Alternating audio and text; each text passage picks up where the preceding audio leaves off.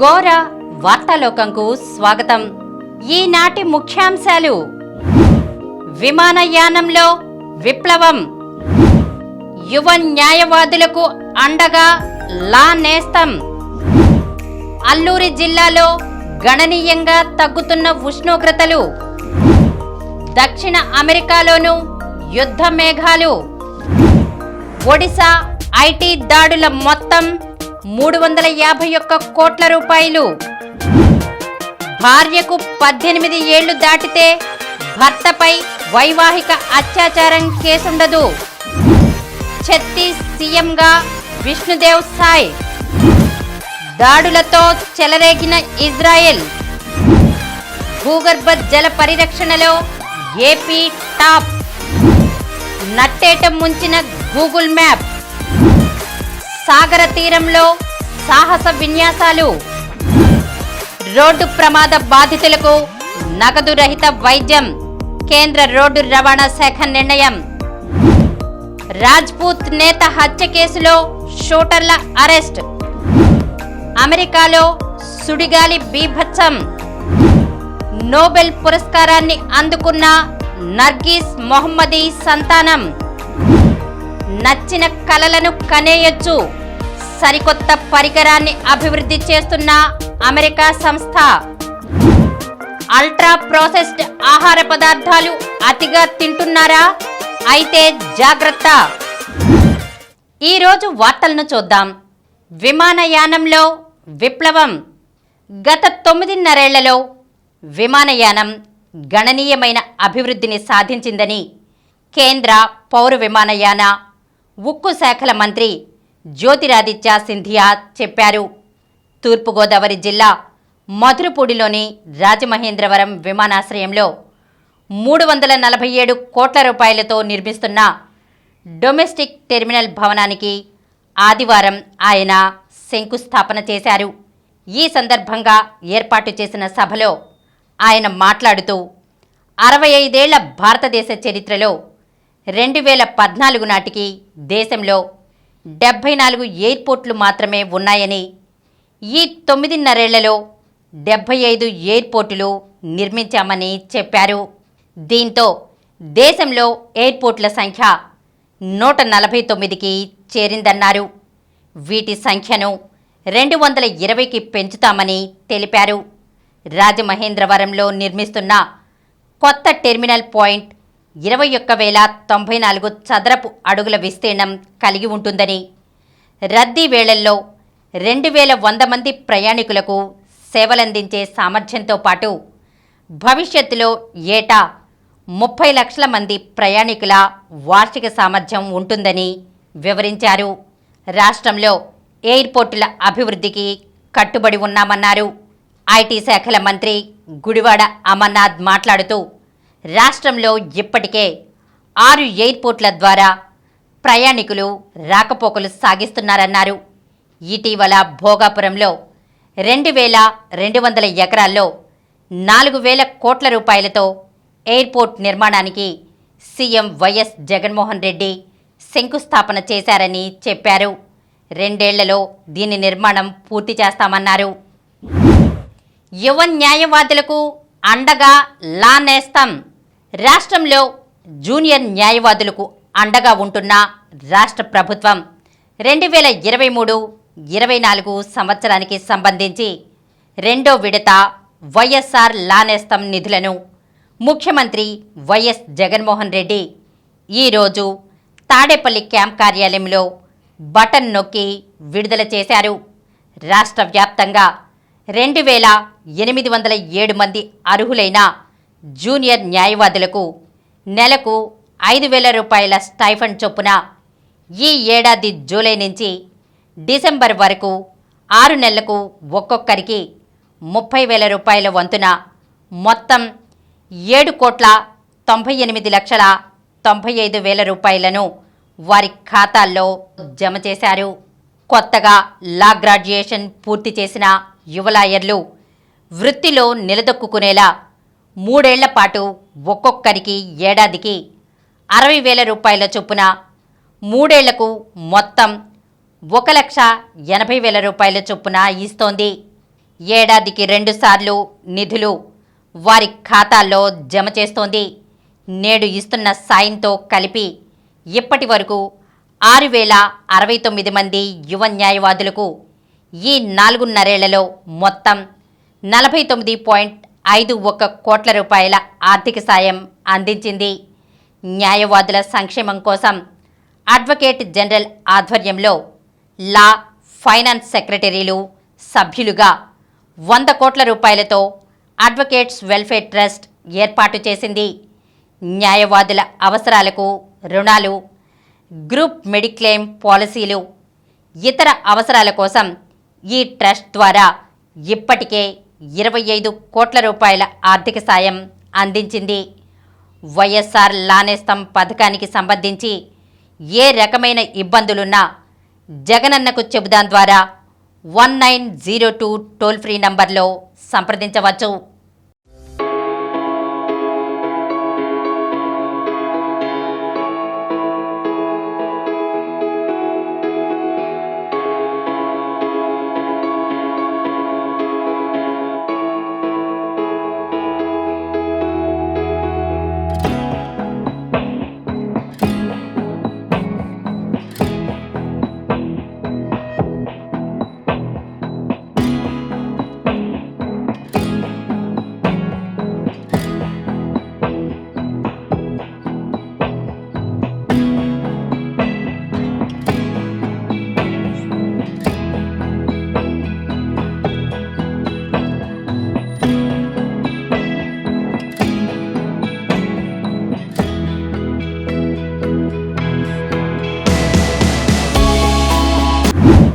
అల్లూరు జిల్లాలో గణనీయంగా తగ్గుతున్న ఉష్ణోగ్రతలు.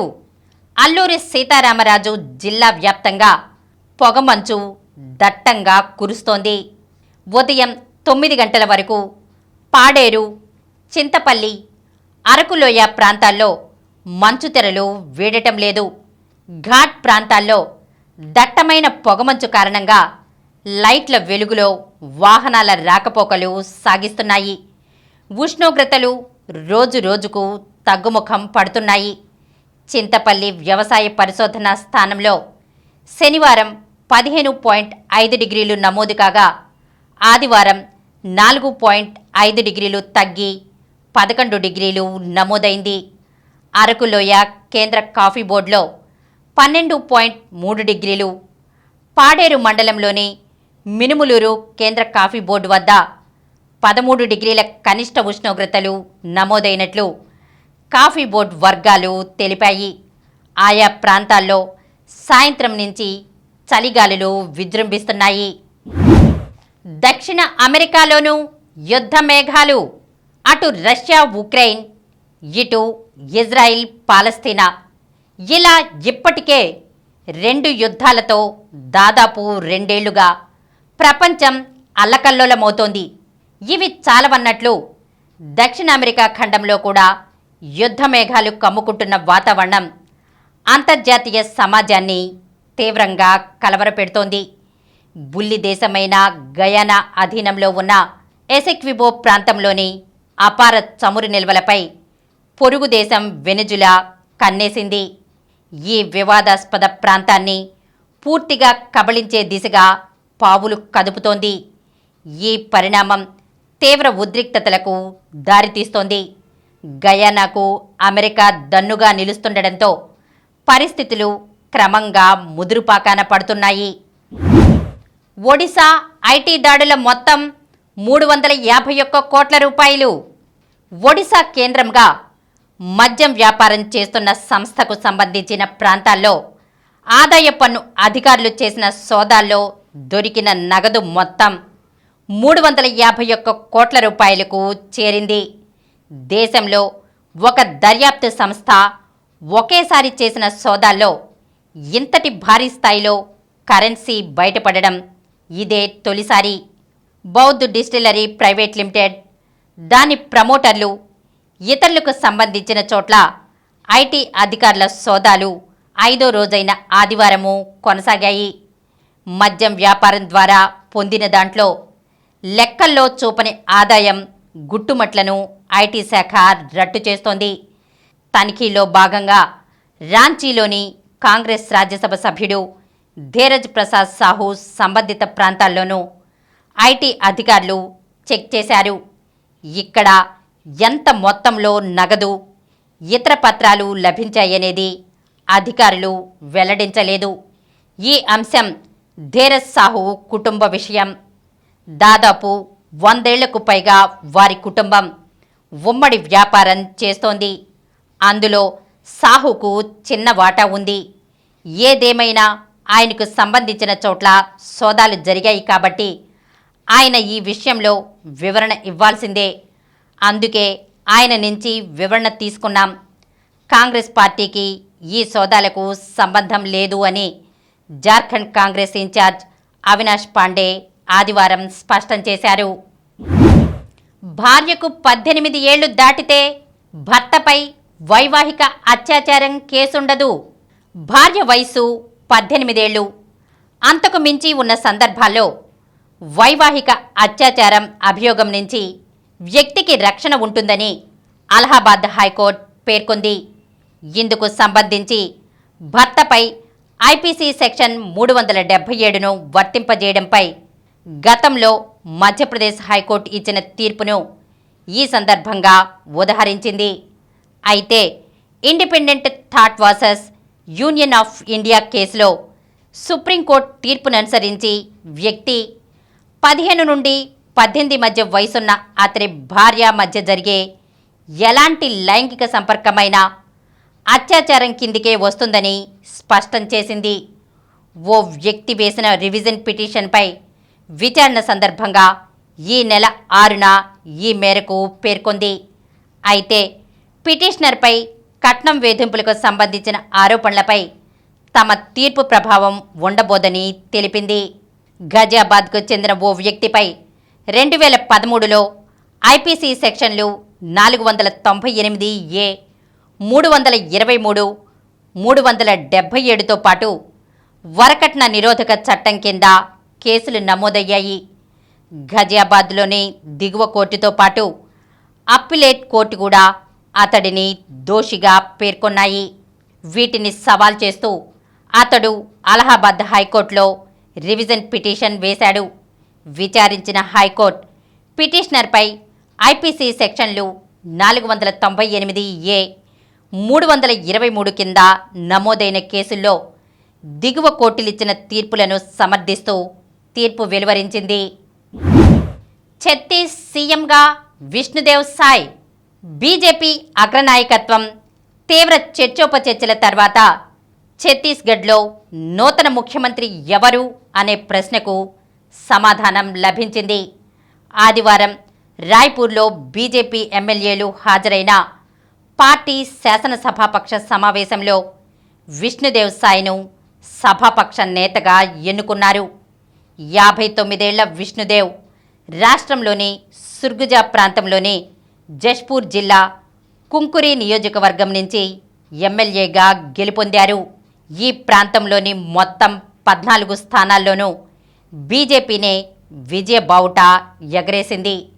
ముఖ్యమంత్రిగా ఎన్నికయ్యాక ప్రధాని మోదీ, హోంమంత్రి అమిత్ షా, బీజేపీ చీఫ్ నడ్డాలకు విష్ణుదేవ్ కృతజ్ఞతలు తెలిపారు. సీఎంగా బాధ్యతలు చేపట్టగానే ఎన్నికల హామీ ప్రకారం వెంటనే హౌసింగ్ పథకం కింద 18 లక్షల ఇళ్లు ఇస్తామని ఆయన ప్రకటించారు. రాయ్పూర్లోని బీజేపీ రాష్ట్ర కార్యాలయంలో జరిగిన ఎమ్మెల్యేల భేటీకి 54 మంది పార్టీ ఎమ్మెల్యేలతో పాటు పార్టీ అధిష్టానం పంపిన పర్యవేక్షకులు అర్జున్ ముండా, సర్బానంద సోనోవాల్, దుష్యంత్ కుమార్ గౌతమ్లు హాజరయ్యారు. సమావేశం తర్వాత రాష్ట్ర గవర్నర్ను విష్ణుదేవ్ తదితరులు కలిశారు. దీంతో నూతన ప్రభుత్వాన్ని ఏర్పాటు చేయాలని కాబోయే ముఖ్యమంత్రి విష్ణుదేవ్ను గవర్నర్ విశ్వభూషణ్ హరిచందన్ ఆహ్వానించారని రాజ్భవన్ ఒక ప్రకటనలో పేర్కొంది. దాడులతో చెలరేగిన ఇజ్రాయెల్. హమాస్ మెరుపు దాడికి ప్రతీకారంగా ఇజ్రాయెల్ మొదలుపెట్టిన దాడులు భీకర రూపం దాలుస్తున్నాయి. గాజాలో కాల్పుల విరమణ కోరుతూ ఐక్యరాజ్య సమితి తెచ్చిన తీర్మానాన్ని అమెరికా తన వీటో అధికారంతో కాలదన్నిన దరిమిలా ఇజ్రాయెల్ ఆదివారం మరింత రెచ్చిపోయింది. అమెరికా నుంచి తాజాగా మరింతగా ఆయుధ సంపత్తి అందుతుండడంతో ఇజ్రాయెల్ భీకర గగనతల దాడులతో చెలరేగిపోతోంది. 23 లక్షల గాజా జనాభాలో దాదాపు 85% మంది బతుకు జీవుడా అంటూ స్వస్థలాలను వదిలిపోయినా సరే ఆదివారం ఇజ్రాయిల్ దాడుల తీవ్రతను తగ్గించకపోవడం గమనార్హం. దాదాపు 834 కోట్ల రూపాయల విలువైన యుద్ధ ట్యాంక్ ఆయుధాలను ఇజ్రాయిల్కు అమ్మేందుకు అమెరికా అంగీకరించడం చూస్తుంటే ఇజ్రాయిల్ సేనల దూకుడు ఇప్పట్లో ఆగేట్లు కనిపించడం లేదు. ఐరాస భద్రతా మండలిలో మాకు బాసటగా అమెరికా నిర్ణయాలు తీసుకుంటోంది. యుద్ధం కొనసాగింపునకు వీలుగా కీలక ఆయుధాలు అందేందుకు సహకరిస్తున్న అమెరికాకు నా కృతజ్ఞతలు అని ఆదివారం ఇజ్రాయెల్ ప్రధానమంత్రి బెంజమిన్ నెతన్యాహు వ్యాఖ్యానించారు. భూగర్భ జల పరిరక్షణలో ఏపీ టాప్. గతేడాది కంటే ఈ ఏడాది వర్షపాతం తక్కువగా నమోదైన భూగర్భ జలాల పెరుగుదలలో దేశంలో మన రాష్ట్రం అగ్రగామిగా నిలిచింది. వర్షం తక్కువగా కురిసినా రాష్ట్ర ప్రభుత్వం వర్షపు నీటిని ఒడిసిపట్టి భూగర్భ జలాలుగా మార్చే జల సంరక్షణ చర్యలు మెరుగ్గా చేపట్టడం వల్లే ఇది సాధ్యమైందని కేంద్ర భూగర్భ జలవనరుల మండలి ప్రశంసించింది. దేశంలో ఈ ఏడాది భూగర్భ జలాల పరిస్థితిపై CGWB అధ్యయనం చేసింది. అధ్యయనంలో వెల్లడైన అంశాలపై కేంద్ర జలశక్తి శాఖకు ఇటీవల నివేదికను అందించింది. నట్టేట ముంచిన గూగుల్ మ్యాప్. ఏదైనా కొత్త ప్రదేశానికి వెళ్తున్నామా? జస్ట్ గూగుల్ మ్యాప్ ఓపెన్ చేయడం, అందులో సూచించిన దారిని అనుసరిస్తూ ముందుకు వెళ్ళిపోవడం మామూలైపోయింది. కానీ అన్నిసార్లు గూగుల్ మ్యాప్స్ను గుడ్డిగా నమ్మి ముందుకెళ్తే నట్టేట మునగడం ఖాయం. తాజాగా ఓ DCM van driver Google map చూసుకుంటూ వాహనం నడిపి ఏకంగా ప్రాజెక్టులోకి వెళ్ళిపోయాడు. సిద్దిపేట అక్కన్నపేట మండలం గోడాటిపల్లి గ్రామంలో నిర్మించిన గౌరువెల్లి ప్రాజెక్టు వద్ద ఈ ఘటన జరిగింది. హైదరాబాద్కు చెందిన ఓ DCM డ్రైవర్ శనివారం రాత్రి హన్మకొండ జిల్లా భీమదేవరపల్లి మండలం ముల్కనూర్లో వృధా అయిన పాల ప్యాకెట్లను వ్యాన్లో లోడ్ చేసుకున్నారు. తిరిగి హైదరాబాద్కు బయలుదేరి హుస్నాబాద్ మీదుగా రామవరం వైపు ప్రయాణిస్తున్నాడు. డ్రైవర్కు రోడ్డుపై సరైన అవగాహన లేక గూగుల్ మ్యాప్స్ చూసుకుంటూ వెళ్తున్నారు. ఈ క్రమంలో బంగారు లొద్దితండా దాటాక రామవరం వైపు వెళ్లాల్సి ఉన్న గుడాటిపల్లి వైపు మళ్లారు. మ్యాప్లో చూపించినట్లుగా ముందుకు వెళ్లారు. కొంత దూరం వెళ్ళాక నీరు ఎక్కువగా కనిపించింది. వాన వల్ల నీళ్లు నిలిచాయేమో అనుకుని ముందుకెళ్లాడు. క్యాబిన్ వరకు నీళ్లు వచ్చాయి. DCM ఆగిపోయింది. దీంతో డ్రైవర్ ప్రాణాలు అరచేతిలో పెట్టుకుని ఈదుకుంటూ బయటకు వచ్చాడు. చుట్టుపక్కల ఉన్నవారి వద్దకు వెళ్ళి ఈ విషయం చెప్పాడు. ఆదివారం ఉదయం స్థానికులు JCB సాయంతో DCMను బయటకు లాగారు. సాగర తీరంలో సాహస విన్యాసాలు. ప్రశాంతంగా కనిపించే విశాఖ సాగర తీరం ఆదివారం సాయంత్రం యుద్ధ వాతావరణాన్ని తలపించింది. బాంబుల వర్షం, యుద్ధ విమానాల చెక్కెర్లు, శత్రుమూకల దాడులు, యుద్ధ ట్యాంకర్ల వీరవిహారంతో ఒక్కసారిగా వాతావరణం వేడెక్కింది. శత్రుదేశం పాక్పై విజయానికి ప్రతీకగా ఏటా విశాఖ కేంద్రంగా కార్యకలాపాలు నిర్వహిస్తున్న తూర్పు నౌకాదళ ఆధ్వర్యంలో ఆర్కే బీచ్లో ఆదివారం నేవీ డే విన్యాసాలు నిర్వహించారు. ముఖ్య అతిథిగా హాజరైన గవర్నర్ అబ్దుల్ నజీర్ ఈ ప్రదర్శనను ప్రారంభించారు. ముందుగా navy band navy children school విద్యార్థుల ప్రదర్శనలతో ప్రారంభమైన విన్యాసాలు మార్కోస్ రాకతో వేడెక్కాయి. యుద్ధ నౌకలు, జలాంతర్గాములు, వైమానిక దళాల అద్భుత ప్రదర్శనలు, యుద్ధ నిఘా విమానాలు, హెలికాప్టర్ల ద్వారా నిర్వహించబడే వ్యూహాత్మక విన్యాసాలతో కూడిన ఫ్లాగ్షిప్ ఈవెంట్ అద్భుతంగా సాగింది.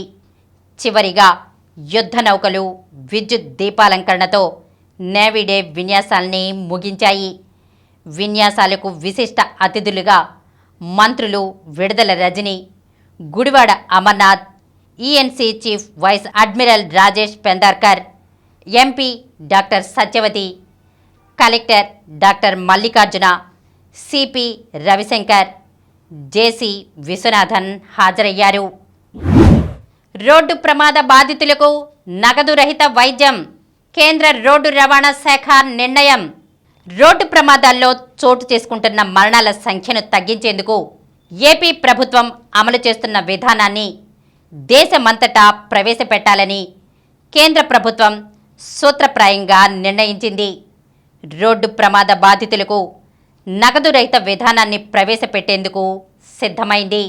దీనిపై విధి విధానాలు రూపొందించాల్సిందిగా కేంద్ర రోడ్డు రవాణా శాఖను కేంద్ర ప్రభుత్వం ఆదేశించడం ప్రాధాన్యత సంతరించుకుంది.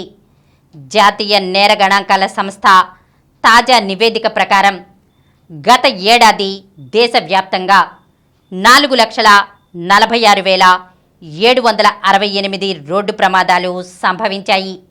వాటిలో 4,23,158 మంది గాయపడగా 1,71,100 మంది మరణించారు. వారిలో గోల్డెన్ అవర్లో మెరుగైన చికిత్స అందకపోవడంతో దాదాపు 50,000 మంది మరణించినట్లు అంచనా. రోడ్డు ప్రమాద బాధితులకు మెరుగైన చికిత్స అందించే దిశగా పోలీస్, రవాణా, ఆర్ఎండ్బి, వైద్య ఆరోగ్య శాఖలను సమన్వయపరుస్తూ రాష్ట్ర, జిల్లా స్థాయిలో కమిటీలు ఏర్పాటు చేశారు. దాంతోపాటు రోడ్డు ప్రమాద బాధితులను వెంటనే ఆసుపత్రికి తరలించే సామాన్యులను ప్రోత్సహించేందుకు గుడ్ సమరిటన్ విధానంలో నగదు ప్రోత్సాహకాలు అందిస్తోంది.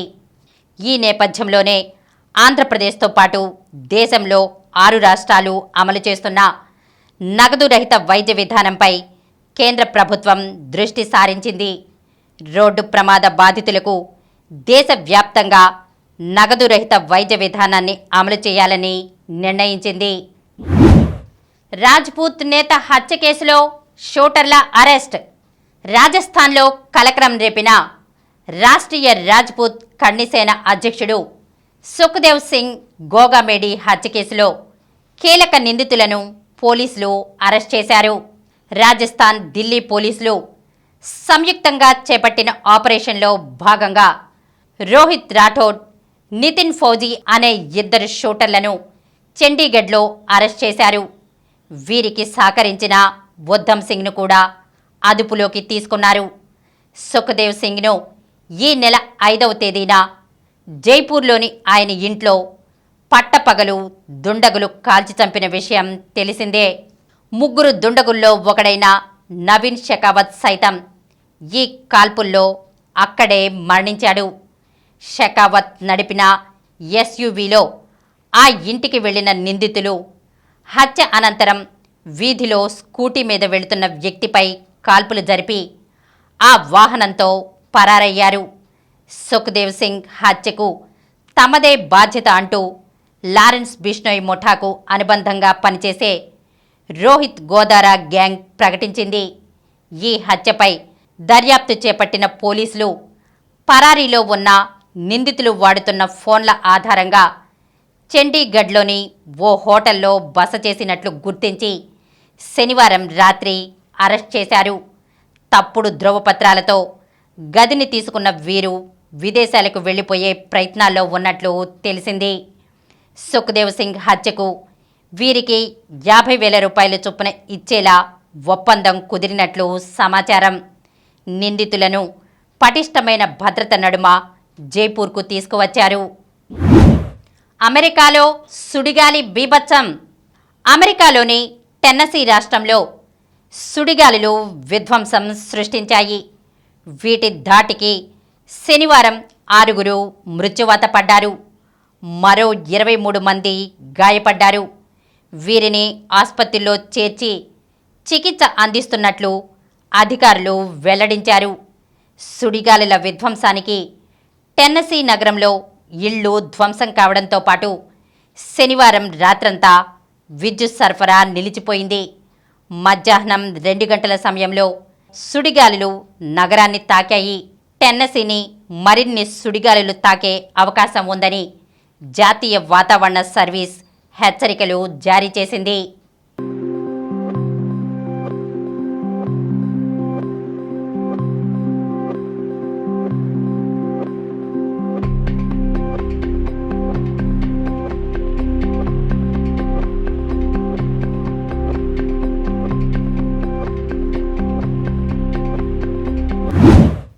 నోబెల్ పురస్కారాన్ని అందుకున్న నర్గీస్ మొహమ్మదీ సంతానం. ఇరాన్ మానవ హక్కుల కార్యకర్త నర్గీస్ మొహమ్మదీ తరపున ఆమె పిల్లలు ఈ సంవత్సరం నోబెల్ శాంతి బహుమతిని అందుకున్నారు. ప్రస్తుతం నర్గీస్ జైలు జీవితం గడుపుతున్నారు. దీంతో ప్యారిస్లో ప్రవాసంలో ఉన్న ఆమె 12 ఏళ్ల కవల పిల్లలు అలీ, కియానా రహ్మనీలు తండ్రితో కలిసి ఆదివారం నార్వే రాజధాని చేరుకుని పురస్కారాన్ని స్వీకరించారు. ఇరాన్లో మరణశిక్షలకు వ్యతిరేకంగా మహిళల హక్కుల కోసం పోరాడినందుకు గాను నర్గీస్కు అక్టోబర్లో నోబెల్ శాంతి బహుమతి లభించిన సంగతి తెలిసిందే. ఓస్లోలో శనివారం జరిగిన విలేకరుల సమావేశంలో మొహమ్మదీ పంపిన సందేశాన్ని ఆమె కుమార్తె కియానా చదివి వినిపించారు. నిరసనకారులు, మానవ హక్కుల పరిరక్షకుల స్వరాన్ని ప్రపంచానికి అంతటికీ తెలియజేస్తున్న అంతర్జాతీయ మీడియా పాత్రను నర్గీస్ తన సందేశంలో కొనియాడారు. నోబెల్ శాంతి పురస్కారాన్ని అందుకున్న 19వ మహిళగా, రెండో ఇరాన్ మానవ హక్కుల కార్యకర్తగా మొహమ్మదీ రికార్డులకు ఎక్కారు. నచ్చిన కలలను కనేయొచ్చు. సరికొత్త పరికరాన్ని అభివృద్ధి చేస్తున్న అమెరికా సంస్థ.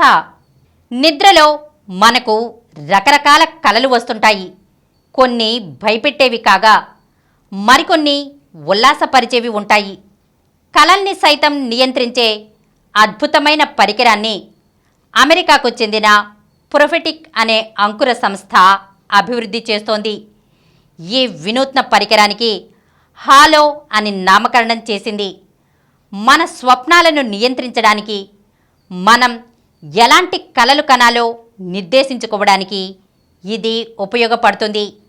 కెరీర్కు అవసరమైన నైపుణ్యాలను సాధించేలా ఈ స్వప్నాల ద్వారానే ప్రణాళిక రచించుకోవచ్చు. హాలో సాధనం ఒక కిరీటంలా ఉంటుంది. అది అల్ట్రాసౌండ్, మెషిన్ లెర్నింగ్ల ఆధారంగా పనిచేస్తుంది. నిద్రపోయే ముందు దీన్ని తలకు ధరించాలి. ఈ పరికరం ధర 1.25 లక్షల రూపాయల నుంచి 1.66 లక్షల రూపాయల మధ్య ఉండొచ్చని ప్రొఫెటిక్ సంస్థ పేర్కొంది. ఈ సాధనం మనం లూసిడ్ కలల దశలో ఉన్నప్పుడు వచ్చే స్వప్నాలను విశ్లేషిస్తుంది. మనం ఏ తరహా కలల్ని కనాలనుకుంటున్నామో వాటిని ప్రోగ్రామింగ్ ద్వారా హాలో సాధనం ప్రవేశపెడుతుంది. అల్ట్రా ప్రాసెస్డ్ ఆహార పదార్థాలు అతిగా తింటున్నారా? అయితే జాగ్రత్త. అల్ట్రా ప్రాసెస్డ్ ఆహార పదార్థాలు ఎక్కువగా తింటున్నారా? అయితే జాగ్రత్తగా ఉండాల్సిందే. ఎందుకంటే అవి తినడానికి కొన్ని రకాల క్యాన్సర్లకు సంబంధం ఉంది అంటున్నారు బ్రిస్టల్ యూనివర్సిటీ పరిశోధకులు. చిప్స్, ప్రాసెస్డ్ బ్రెడ్ వంటి వాటిని ఎక్కువగా తినేవాళ్లలో ఊబకాయంతో పాటు మెడ, తల, అన్నవాహిక క్యాన్సర్లు వచ్చే ప్రమాదం ఉందట. వీటిల్లో పోషకాలు తక్కువగాను, ప్రిజర్వేటివ్లు, ఎమల్సిఫైయర్లు, స్వీటనర్లు, కృత్రిమ రంగులు, ఫ్లేవర్లు ఎక్కువగాను ఉంటాయి. పైగా వీటిని ప్యాకింగ్ చేసే విధానాల వల్ల కూడా సూక్ష్మజీవుల వ్యాప్తి ఎక్కువగా ఉంటుంది. ఐస్ క్రీంలు, సాసేజ్లు, కార్బొనేటెడ్ డ్రింక్లు, బ్రేక్ఫాస్ట్గా తినే సెరియల్సు, ప్రాసెస్ చేసిన మాంసము, ప్రాసెస్డ్ పాల ఉత్పత్తులు వంటివన్నీ కూడా ఈ కోవకే చెందుతాయి. ఇవి రుచిగాను తినడానికి సౌలభ్యంగానూ ఉంటాయి. దాంతో తెలియకుండానే ఎక్కువగా తింటుంటారు. అందువల్ల క్యాలరీలు పెరుగుతాయి. శరీరంలో కొవ్వు అధికంగా పేరుకుంటుంది. ఫలితంగా గొంతు దగ్గర మ్యూకస్ను స్రవించే గ్రంథులకు క్యాన్సర్ ఎక్కువగా వస్తున్నట్లు గుర్తించారట. ఈ విషయమై వీటిని ఎక్కువగా తినేవాళ్ల మీద చేసిన అధ్యయనంలో 910 మందికి తలకి, మెడకి క్యాన్సర్ రాగా 215 మందికి అన్నవాహికలోనూ క్యాన్సర్ సోకినట్లు గుర్తించారు. ముఖ్యంగా ఆయా పదార్థాలలోని ఎమల్సిఫైయర్లు, కృత్రిమ స్వీటనర్లు వ్యాధి ప్రమాదాన్ని మరింత పెంచుతున్నాయట. అయితే వీటిని తినే అలవాటు ఉన్నప్పటికీ బరువు పెరగకుండా చూసుకుంటే ఈ రకమైన క్యాన్సర్లను కొంతవరకు అరికట్టవచ్చని అభిప్రాయపడుతున్నారు. ఇప్పుడు కొన్ని సంక్షిప్త వార్తలను చూద్దాం. జర్మనీలో నర్సింగ్ కోసం నైపుణ్య శిక్షణ, విదేశాల్లో ఉపాధి అవకాశాలను అందిపుచ్చుకునే విధంగా ఏపీ నైపుణ్యాభివృద్ధి సంస్థ వేగంగా అడుగులు వేస్తోంది. స్కిల్ ఇంటర్నేషనల్ ప్రోగ్రాం కింద పలు విదేశీ సంస్థలతో ఒప్పందాలు చేసుకుని స్థానిక యువతకు విదేశీ అవకాశాలను కల్పిస్తోంది. జూనియర్ మహిళల ప్రపంచ కప్ హాకీ టోర్నీలో భారత జట్టుకు 9వ స్థానం. షూటౌట్లో అమెరికాపై విజయం. జూనియర్ మహిళల ప్రపంచ కప్ హాకీ టోర్నీలో భారత జట్టుకు 9వ స్థానం దక్కింది. చిలీ ఆతిథ్యం ఇచ్చిన ఈ టోర్నీలో 9-10 స్థానాల కోసం జరిగిన వర్గీకరణ మ్యాచ్లో భారత్ షూటౌట్లో 3-2 గోల్స్ తేడాతో అమెరికా జట్టును ఓడించింది. భారత జట్టుకు నిరాశ. సెంచరీతో పాక్ను గెలిపించిన అజాన్. అశ్విని, తనీషా జోడీకి మహిళల డబుల్స్ టైటిల్. ఆద్యంతం నిలకడగా రాణించిన అశ్విని పొన్నప్ప, తనీషా క్రాస్టో జోడీ ఈ ఏడాది 3వ డబుల్స్ టైటిల్ను సాధించింది. ఆదివారం ముగిసిన Guwahati masters world tour super 100 badminton టోర్నీలో అశ్విని, తనీషా ద్వయం విజేతగా నిలిచింది. హర్మన్ ప్రీత్ బృందానికి ఊరట. ఇంగ్లండ్తో ఆఖరి టీ20 మ్యాచ్లో 5 వికెట్లతో నెగ్గిన భారత్. రాణించిన శ్రేయాంక, సైకా, స్మృతి. జ్యోతి సురేఖకు రజతం. వరల్డ్ ఇండోర్ ఆర్చరీ సిరీస్లో భాగంగా జరిగిన తైపీ ఓపెన్ టోర్నీలో మహిళల కాంపౌండ్ వ్యక్తిగత విభాగంలో భారత్కు స్వర్ణ, రజత పతకాలు లభించాయి. ఆసియా క్రీడల స్వర్ణ పతక విజేత ఆంధ్రప్రదేశ్ అమ్మాయి వెన్నం జ్యోతి సురేఖ రజత పతకం సాధించగా, భారత్కే చెందిన పర్నీత్ కౌర్ పసిడి పతకాన్ని సొంతం చేసుకుంది. రన్నరప్ ఆదర్శ్. జాతీయ అండర్-13 చెస్ ఛాంపియన్షిప్ ఓపెన్ విభాగంలో తెలంగాణ కుర్రాడు ఉప్పల ఆదర్శ్ శ్రీరామ్ రన్నరప్గా నిలిచాడు. సికింద్రాబాద్లోని దక్షిణ మధ్య రైల్వే స్పోర్ట్స్ కాంప్లెక్స్లో ఆదివారం ముగిసిన ఈ టోర్నీలో నిర్ణీత 11 రౌండ్ల తర్వాత వీరేష్ శరణార్థి, ఆదర్శ్ శ్రీరామ్ 9.5 పాయింట్లతో సంయుక్తంగా అగ్రస్థానంలో నిలిచారు. మరిన్ని వార్తా విశేషాలతో రేపటి గోరా వార్తాలోకంలో కలుద్దాం.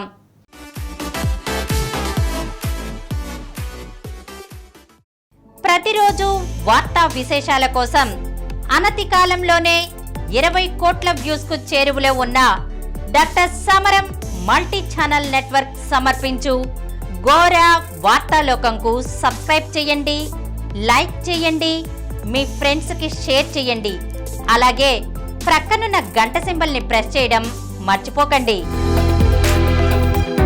Please download Samaram multi-channel app and watch your favorite channels from your mobile. app available on Google Play Store and subscribe to the channels.